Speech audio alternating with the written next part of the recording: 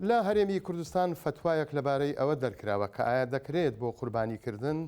پارەی کڕینی ئاژەڵەکە تەسلیم بە کەسێک یاخود ڕێکخراوێک یان دەستگایەک بکرێت ئەوان لە زیاتی کەسەکە قوربانیەکەی بۆ بکەن. دیارە ئەم حاڵەتانە پێشتر ڕوویانداوە بۆ ئەم ساڵ ئەنجومەنی باڵای فتوا لە هەرێمی کوردستان فتوایەکی نوێی دەرکردووە داوا ئەکات بە هیچ شێوەیەک پارە تەسلیم بە هیچ دەستگا و کەس و ڕێکخراوێک نەکرێت بۆ ئەنجامدانی قوربانی چونکە ئەڵێت ئەوە عیبادەتێکی سربەخۆیان. هەر بە پێی فتواکە داوا لە هاوڵاتیان کراوە قوربانیەکانیان نەبەنە دەرەوەی کوردستان بە تایبەت ئەم ساڵ هەژاری و نەداریەکی زۆر لە باشووری کوردستان و تێکڕایی پارچەکانی دیکەی کوردستان هەیە.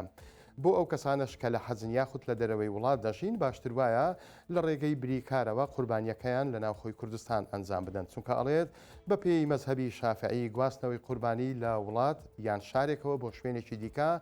دروست نییە مەگەر بۆ حاڵەتی زۆر پێویست و هەژاری زیاتر